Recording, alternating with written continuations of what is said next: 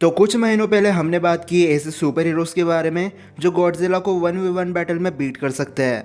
और आज हम बात करने वाले हैं ऐसे सुपर विलन्स की जो कॉन्ग को बैटल में हरा सकते हैं। अब इससे पहले कि हम और आगे बढ़े, मैं आपको आज के स्पॉन्सर स्किल क्लैश के बारे में बताना चाहूँगा। इस चैनल की मैक्सिमम ऑडियंस की एज 15 से 25 साल के बीच है, और अगर आप इस एज में पैसे कमाना चाहते हो तो स्किल क्लैश एक काफ़ी अच्छा प्लेटफॉर्म आपके लिए बन सकता है। स्किल क्लैश एक ऑनलाइन गेमिंग प्लेटफॉर्म है जहां पर आप ऑनलाइन गेम्स जैसे carrom, quiz, cricket, pool, escape range जैसे बहुत सारे गेम्स खेल सकते हो। जीते हुए पैसे आप पेटीएम, यूपीआई या फिर अमेजोन पे से निकाल सकते हो। अगर आप फ्री फायर जैसे गेम्स खेलते हो तो इन पैसों से डायमंड्स ही खरीद लो। अपने दोस्तों को रेफर करके और उनके बीच टूर्नामेंट ऑर्गेनाइज करके भी आप एक्स्ट्रा इनकम जनरेट कर सकते हो। स्पेशल टूर्नामेंट्स में पार्टिसिपेट करके आप हेडफोन्स, मोबाइल्स, बाइक्स जैसे प्राइजेस जीतो। और सबसे अच्छी बात, स्किल क्लैश को यूज़ करने के लिए आपको कोई ऐप डाउनलोड करने की ज़रूरत नहीं है। क्रोम ब्राउज़र से ही आपका सारा काम हो जाएगा। स्किल क्लैश को 1.5 करोड़ से भी ज़्यादा लोग यूज़ करते हैं गेम्स खेल के पैसे कमाने के लिए, और मैं तो कहूँगा कि ट्राई ज़रूर करना। लिंक आपको डिस्क्रिप्शन और कमेंट सेक्शन में मिल जाएगी। अब बात करते हैं कॉन्ग के बारे में। तो कॉन्ग एक टाइटन है जिसे गॉड ऑफ स्कल आइलैंड भी कहा जाता है, क्योंकि कॉन्ग वहाँ के लोगों को स्कल क्रॉलर से प्रोटेक्ट करता था। आज के डेट में कॉन्ग की हाइट लगभग 400 फीट है, और हाल ही में Kong king of the monsters Godzilla से फाइट कर चुका है। इनफैक्ट गॉडजिला अगर आज जिंदा है तो उसमें कॉन्ग का काफ़ी बड़ा योगदान है। दूसरे टाइटन्स की तरह कॉन्ग के पास कोई स्पेशल एबिलिटीज़ तो नहीं है, लेकिन टाइटन्स में कॉन्ग सबसे इंटेलिजेंट है। कॉन्ग को पता होता है कि कौन सी चीज़ उसके लिए सही है और कौन सी चीज़ गलत, और कॉन्ग अकेले ऐसा टाइटन है जो इंसान से बात कर सकता है। अब आई थिंक कॉन्ग के बारे में आपको बेसिक बातें पता होगी, इसलिए अब हम सीधा बात करते हैं ऐसे सुपर विलन्स की जो कॉन्ग को एक बैटल में बीट कर सकते हैं। तो सबसे पहले आते हैं क्रिप्टोनियंस। टेक्निकली ये सुपरमैन के रिश्तेदार थे, और ये भी उतने ही पावरफुल है जितना कि सुपरमैन। क्रिप्टोनियंस को अपनी पावर सन के सोलर एनर्जी से मिलती है, क्योंकि इनकी बॉडी ने इस तरह खुद को अडेप्ट कर लिया है कि सन एनर्जी से ही इनका सारा काम चल जाता है। इन्हें खाने पीने की कोई ज़रूरत नहीं पड़ती है। बैटमैन के हिसाब से एक क्रिप्टोनियन पूरे अर्थ की ह्यूमैनिटी को ख़त्म कर सकता है, क्योंकि ये होते ही इतने पावरफुल है। इनकी लड़ाई में बिल्डिंग्स, ट्रेन्स और सैटेलाइट्स खिलौने की तरह डिस्ट्रॉय हो जाते हैं, और मैन मेड वेपन का असर इन पर नहीं होता है। अगर दो क्रिप्टोनियंस फाइट करें तो इंसान बस साइड में खड़े होकर इस फाइट के मज़े ले सकता है और कुछ नहीं कर सकता। क्रिप्टोनियन की फिजिकल स्ट्रेंथ की कोई लिमिटेशंस नहीं होती है, और अगर एक भी क्रिप्टोनियन कॉन्ग के सामने आ गया तो कॉन्ग कुछ नहीं कर सकता। सबसे पहले तो कॉन्ग इनकी स्पीड को मैच नहीं कर पाएगा। दूसरी बात, अगर कॉन्ग इन्हें मारने की कोशिश करे तो इन्हें कुछ नहीं होने वाला, क्योंकि इनकी ड्यूरेबिलिटी बहुत ज़्यादा होती है। और क्रिप्टोनियंस की हीट विजन तो मेटल को भी मेल्ट कर देती है, तो कॉन्ग की स्किन को कट करना उनके लिए कोई बड़ी बात नहीं है। और अगर यहाँ पर डूम्सडे आ गया जिसे लेक्स लूथर ने बनाया था, तो फिर तो कॉन्ग का जीतना इम्पॉसिबल है। डूम्सडे को बीट करने के लिए सुपरमैन, बैटमैन और वंडर वुमन टीम बनाकर फाइट कर रहे थे, लेकिन फिर भी डूम्सडे की पावर उनसे ज़्यादा थी। और कॉन्ग अगर यहाँ पर अपने एक्स का यूज़ करे तो डूम्सडे के पास हीलिंग फैक्टर है। उसके बॉडी का कोई भी पार्ट कट हो जाता है तो वो उसे आराम से रीजनरेट कर लेगा। और डूम्सडे की फिजिकल स्ट्रेंथ और हीट विजन सुपरमैन की स्ट्रेंथ और हीट विजन से ज़्यादा पावरफुल है, जिसके सामने कॉन्ग कुछ नहीं कर सकता। इसलिए क्रिप्टोनियंस आराम से किंग कॉन्ग को बीट कर सकते हैं। और अगर बात करें डार्क साइड की, तो डार्क साइड जैसा बीइंग कॉन्ग को अपना पेट बना सकता है। डार्क साइड इतना पावरफुल है कि एक जगह पर खड़े होकर ही वो किसी भी टाइटन की जान ले सकता है।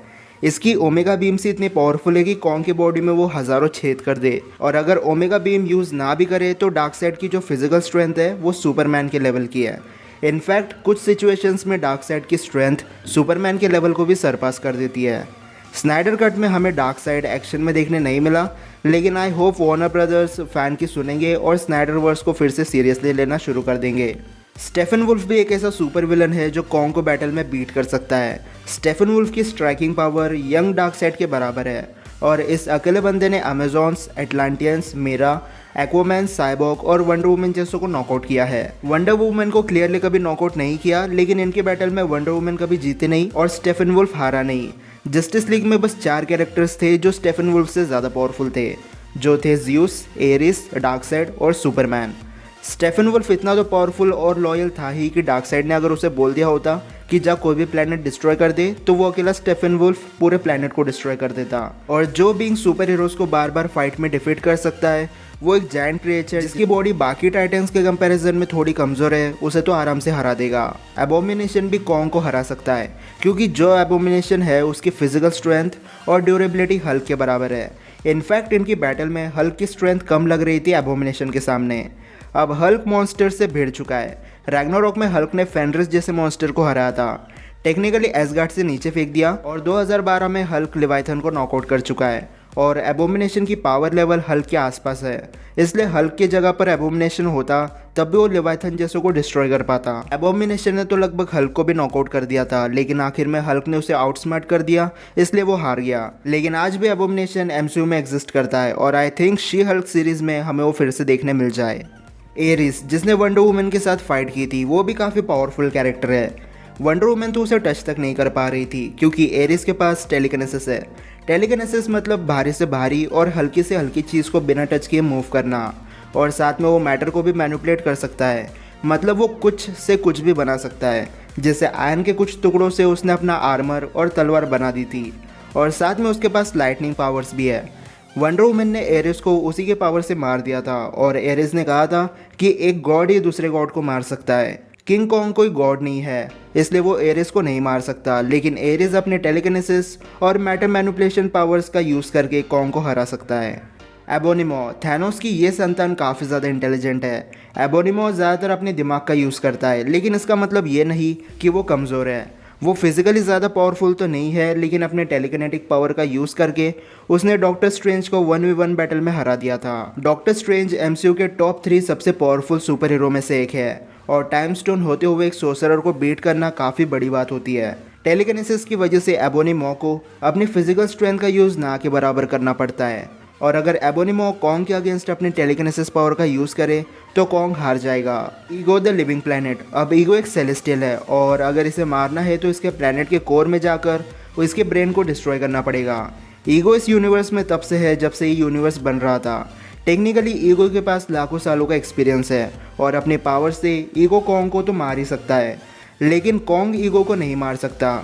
ईगो की एक्चुअल पावर हमें मूवीज़ में देखने नहीं मिली, जैसे प्लैनेट अर्थ पर वो किस तरह की पावर यूज़ कर सकता है, लेकिन हमें ये पता है कि ईगो एक वर्चुअली इमॉर्टल बीइंग है, और सेलेस्टियल होने की वजह से हम उसे गॉड भी बोल सकते हैं। बस ईगो की एक वीकनेस है कि अगर वो कई सालों तक अपने कोर प्लैनेट से दूर रहे तो उसका वजूद धीरे धीरे करके ख़त्म हो जाएगा। इन्फिनिटी गॉन्टलेट वाला थैनोस। अब जिस थैनोस को हमने एंड गेम में देखा था वो काफ़ी ज़्यादा पावरफुल था, लेकिन ये बताना काफ़ी मुश्किल है कि थैनोस अपने डबल ब्लेड स्वॉर्ड से कॉन्ग जैसे 400 फीट बड़े मॉन्स्टर को हरा पाएगा या नहीं। टेक्निकली मुझे नहीं लगता कि बिना इन्फिनिटी स्टोन वाला थैनोस कॉन्ग को हरा सकता है, लेकिन अगर थैनोस के पास इन्फिनिटी गॉन्टलेट हो तो वो कॉन्ग की पूरी रेस को ख़त्म कर सकता है। इन्फिनिटी स्टोन्स जिसके पास होते हैं उसका ओहदा भगवान से कम नहीं होता है, और थैनोस तो इन्फिनिटी स्टोन्स के साथ प्लैनेट को डिस्ट्रॉय कर सकता है, रियलिटी को चेंज कर सकता है और सोल्स को मैनिपुलेट कर सकता है। इन सब पावर्स के आगे कॉन्ग कुछ नहीं कर सकता, इसलिए जितने भी सुपर विलन्स ने इन्फिनिटी स्टोन को विल्ड किया है वो कॉन्ग को बैटल में बीट कर सकते हैं, जैसे रोनन जिसके पास पावर स्टोन था, मेलिकेट जो इथर की मदद से यूनिवर्स को डार्कनेस में बदलना चाहता था, और खुद थैनोस जिसने यूनिवर्स की 50% पॉपुलेशन को ख़त्म कर दिया। ये सब बड़ी आसानी से किसी भी टाइटन को बीट करने की ताकत रखते हैं। हेला। अब हेला एक गॉडेस ऑफ डेथ है। सबसे पहले तो वो वर्चुअली इमॉर्टल है और उसकी पावर एसगार्ड से है, इसलिए जब तक एसगार्ड रहेगा तब तक हेला को जान से नहीं मारा जा सकता। ये बात अलग है कि उसे कैद किया जा सकता है। हेला ने वैल्करीज और एसगार्डियन सेना को अकेले मार दिया था, लेकिन अब क्वेश्चन आता है कि क्या हेला कॉन्ग को हरा सकती है या नहीं, क्योंकि जो कॉन्ग है उसकी हाइट अप्रॉक्स 400 फीट है और हेला की नेक्रोसोर्ड उसके सामने सुई के बराबर होगी। अब हो सकता है कि हेला की नेक्रोसोर्ड का असर कॉन्ग पर ना हो, लेकिन जब सर्टर एसगार्ड को डिस्ट्रॉय करने आया था तब हेला जो नेक्रोसोर्ड से सर्टर को मार रही थी उनका साइज़ काफ़ी बड़ा था। इस सीन में सर्टर की हाइट अप्रॉक्स 1000 फीट तक थी, और जब हेला उस पर नेक्रोसोर्ड से अटैक कर रही थी उनका साइज़ भी काफ़ी बड़ा था। ये नेक्रोसोर्ड नहीं तो कम से कम 100 फीट के आसपास तो होंगे ही। सर्टर को इन नेक्रोसोर्ड से कुछ नहीं हुआ क्योंकि वो तब अपने सबसे पावरफुल फॉर्म में था, लेकिन अगर हेला सेम साइज़ की स्वॉर्ड्स को कॉन्ग के ऊपर फेंकना शुरू कर दे तो ये कॉन्ग के बॉडी को आराम से चीर देंगे और कॉन्ग वही रेस्ट इन पीस हो जाएगा।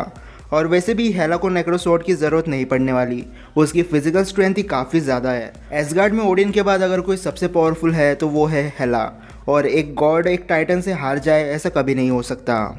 तो ये थे कुछ ऐसे सुपर विलन्स जो किंग कॉन्ग को बैटल में बीट कर सकते हैं।